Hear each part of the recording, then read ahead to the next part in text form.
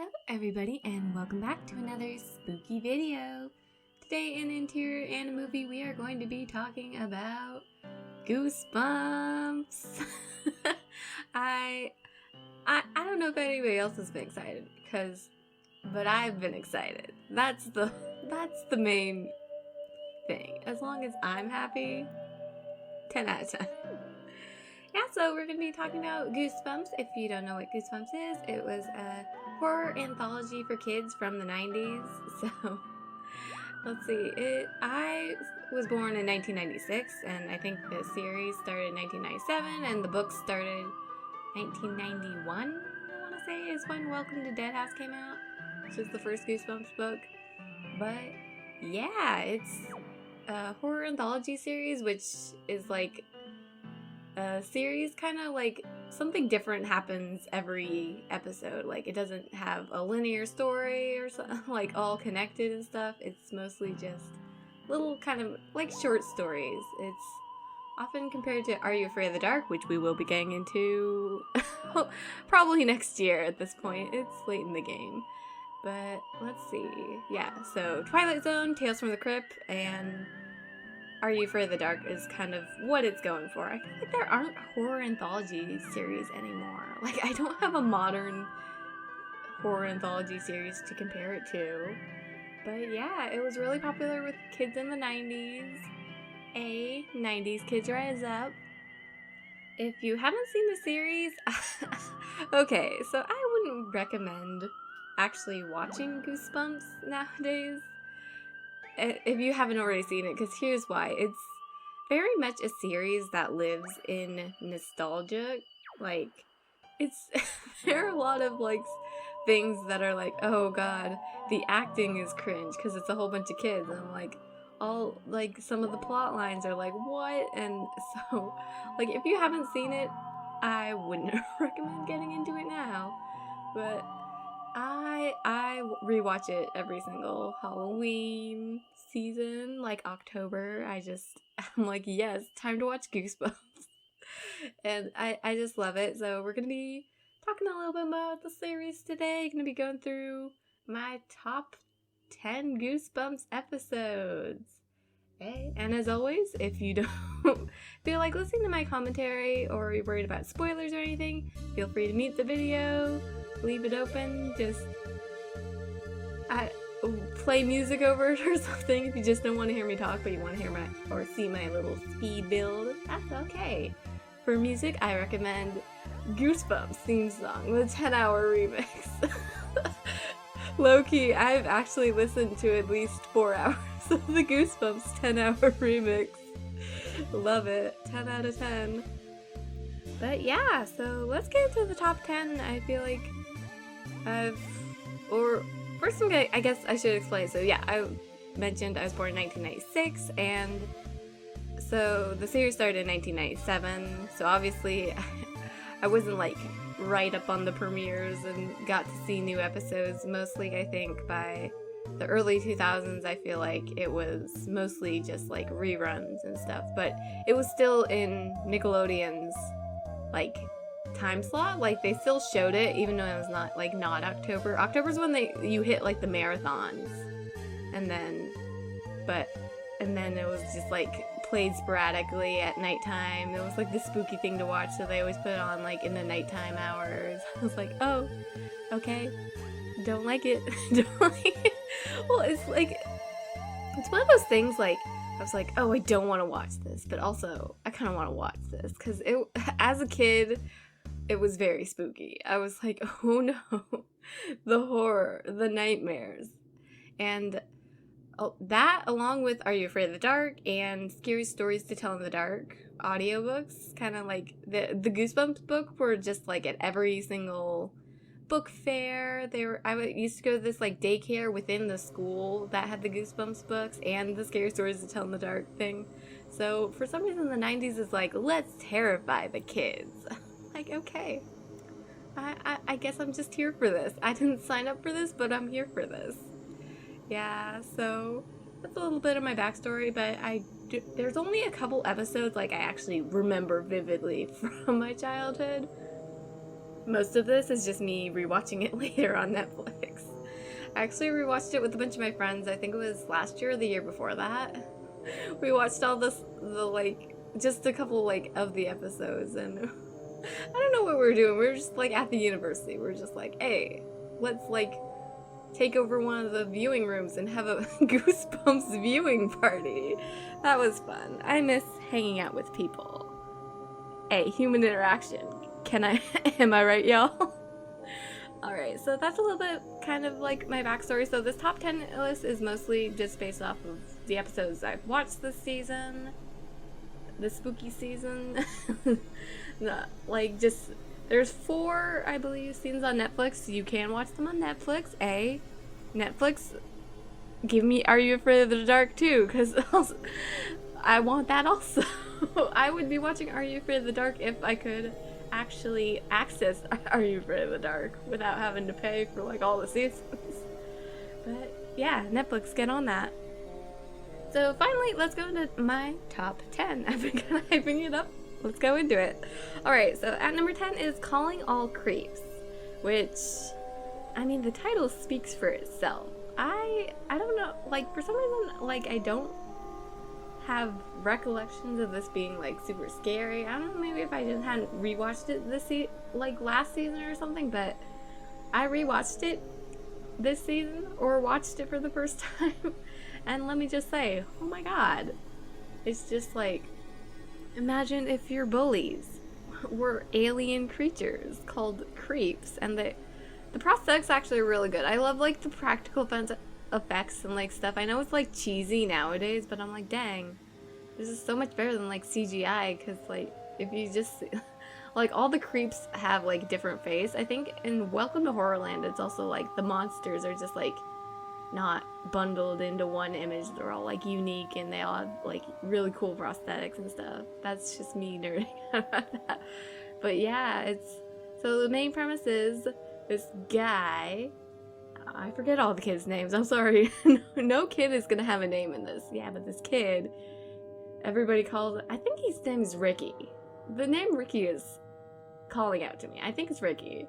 But yeah, he gets called a creep for some reason. He seems like a normal, nerdy kid, but everybody calls him, a creep. And then he's like, well, I'm gonna get back at this one girl who calls me a creep by posting her phone number in, the paper with her, with, hey, make sure to call after midnight. I'm like, bro, that's sus. That's really not a good thing. But she got, revenge, and she replaced the number with his number. And I was like, dang, you go, girl. And then suddenly he gets a bunch of creepy calls all after, midnight. He's like, when are the creeps meeting? And I'm like, oh, okay. Okay. And just every time, he doesn't really think of it. And then these bullies, they reveal themselves to be the creeps, and they think he is their creep leader. And it just divulges, is okay, we're gonna turn everybody else into creeps with these creep seeds, and we're gonna poison the turn them all into creep with these weird seeds. And I'm like, okay. So Ricky's like, no, I don't want to do that, but if I don't do it, they're gonna find out I'm faking being the leader, and they're gonna kill me, so gotta roll with the punches.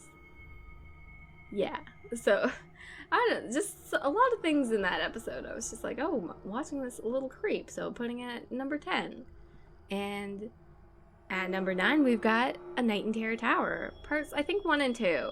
It's medieval England, 10 out of 10. It feels, I don't know, it just had a different vibe from the rest of the Goosebumps episodes that I liked. I was like, yeah, time travel, medieval England, let's go.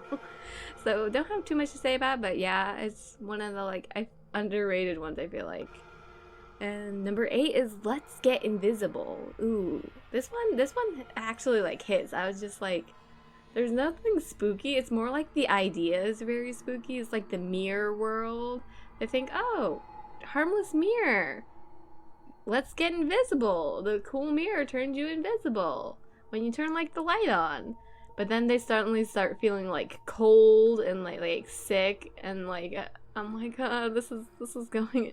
It feels very much like an Are You Afraid of the Dark episode, which people seem to think were like a little bit more creepy than Goosebumps, like a little bit more teen, and I get that with some episodes of Are You Afraid of the Dark. But yeah, not a lot about this mirror world is explained, which is kind of spooky. I'm just like, oh, that's very spook. And number 7 is the Haunted Mask. So I know a lot of people have the Haunted Mask as their like top choice, which fair enough, it is pretty creepy, but I think a lot of their opinions of why Haunted Mask is at number 1 on the list is because it has like nightmare fuel when you're a kid. But I either don't remember what I either didn't see it as a kid, because you know, back in the day when cable was a thing, obviously like there would be some episodes I'd miss. And then yeah, so maybe I either just didn't see it as a kid, or maybe it just didn't affect me as much as some other episodes did. But yeah, rewatching it as an adult, I'm just like, yeah, okay, fair enough. Very spooky mask. Like, don't like those masks, especially at the end when all the masks just like flutter towards you. I'm like, okay. But yeah, so I felt like putting it on the list, but I don't know if I didn't feel like putting it like number 1 on the list. And that's all I have to say about the Haunted Mask. Sorry, not sorry. I know it's a lot of people's favorites. But yeah, let's move on to number 6. Number 6 is Welcome to Dead House, which is, it's a 2-part episode. I don't remember if it's, it might be one of the specials. I forget what season it is in, and Netflix has them all like, bundled up, so I'm like, what season is this? But it's good. Welcome to Dead House was the first book in the Goosebumps book series, obviously, and it was pretty good. Welcome us to the spooks. But I think Haunted Mask actually was the first technical Goosebumps episode. But yeah. Yeah, love Welcome to Dead House. It's a zombie. It's like the only like zombie one. They move to this like creepy town, and there's like they get betrayed, and it's very creepy. And like I just remember them like driving away at the end, and it's like, we need you. And that was just like, oh, that's kind of spooky. So yeah, number 6 was Welcome to Dead House. Love it. 10 out of 10. And number 5 is Stay Out of the Basement. Ooh, I watched this one pretty much every rewatching, mostly because it's in season 1, and sometimes I don't make it to all the episodes in like season 3 and season 4. But yeah, it's a 2-part episode in season 1 where they have like a scientist's father, and he's doing like experiments in the basements with like his plants, and he's acting very sus like the entire thing. And it borders along child abuse. I'm just like, okay. And mom's on a trip, and the kids just are like, we gotta go to the basement, find out what's in the basement. And out of all the things in the basement, I wasn't expecting real death in the basement. But yeah, that one has a really good like premise, really creepy. Can't trust your father. Obviously, love that kind of like scary. Like, oh, parents are supposed to protect you? No, evil plant dad. I'm like, okay, that's fine. And he's like oozing a bunch of like green slime and stuff, and it's really gross. Just like, hey. Yeah, and at number 4 we have Phantom of the Auditorium. So if you watched my Phantom of the Opera review, I put Phantom of the Auditorium in there as one of my top 5 Phantom adaptions. But I'll get a little bit more into the plot. So it's a bunch of kids who are going to be performing Phantom of the Opera for the school play, and a lot of stuff starts happening because the play is cursed by the Phantom, obviously. Yeah, but I liked this one because the Phantom actually turns out to be a real life horror. The Phantom, like, who's been playing all these tricks, is they thought it was like the kid playing the Phantom in the play, but no, it was actually a homeless guy living under the stage. I'm like, okay, that's even creepier than the supernatural plots later. Because it turns out one of their friends is like a ghost, and he was gonna be like the Phantom and stuff. But then, I don't know. That plot, like, I would rather it just have be an actual real life horror. Like, stop the supernatural. Also, it didn't make sense that their friend was a ghost because he could, like, lift things. He was, like, helping out. He was, like, actually a student. Like, so a lot of, like, his whole, like, plot twist ghost thing didn't make a lot of sense. But, of course, this is children's horror, so we can't really fault them too much on this. But, yeah, that was Phantom of the Auditorium. Number 3 is Welcome to Camp Nightmare, which is another 2-part episode in the first season, which, oh my god, like, I don't know, it's like, it starts out with the bus driver, like, oh, we're just going to fun summer camp, and the bus driver literally just, like, chucks their, like, suitcases on, like, the dirt road and just won't talk to them, and they're like, hey, are we here? This seems like the middle of nowhere. And he's just like hawking down the suitcases, and he almost literally like drives over, like runs over them. I'm like, oh my god. And there's a lot of just like sus things going around this camp. This camper, he's like, all of his like, first one of his like cabin mates gets like bit by a snake, and then another one just bit, like, a whole bunch of like bad things keep happening in his camper mates, and he's like, there's something going on here, and like nobody will listen to him. And then a girl escapes from like the girl portion of camp, and then he's like, okay, they're like camp leader, we're gonna hunt him down with crossbows. Like, are you serious? And then it's like he points the crossbow at like the camp leader. I'm like, oh my gosh. What? But yeah, it's pretty cool. And the twist at the end, you don't expect it. I'm gonna let you guys watch that. And let's see. Number 3, we have Attack of the Jack-O-Lanterns, which is from the second season. It's definitely, I was talking about prosthetics earlier, but oh my god, those pumpkin heads were super creepy. Like, love, 10 out of 10. I'm just, well, I don't know. It's a good episode. Because pretty much mostly because of the pumpkin heads. The pumpkin heads are just terrifying. And then our top choice, let's see, we got The Night of the Living Dummy Saga. So there are three were adapted from the books, and surprisingly none of them were the first book. So it starts with Night of the Living Dummy 2 in season 1, Bride of the Living Dummy in season 3, and Night of the Living Dummy 3 is one of the specials. I think it was in one of the seasons, but Netflix has it organized weird. But yeah, the tagline for the first book is, he walks, he stalks. I'm like, okay, wow, creeper. Indentured servitude? Okay. Like, Slappy, I specifically remember him from my childhood. He is my nightmare fuel. I was like, oh my god. Especially, like, Bride the Living Dummy, I was like, he's gonna marry me and then make me his indentured servant. Because one of the things that was scary about the Night of the Living Dummy, or not Bride of the Living Dummy, was, for the whole thing you were like, oh, he wants her doll, but no, he wants to marry the little girl. I'm like, okay, this is a little sus. I don't like this. So, when the real horror all along was pedophilia.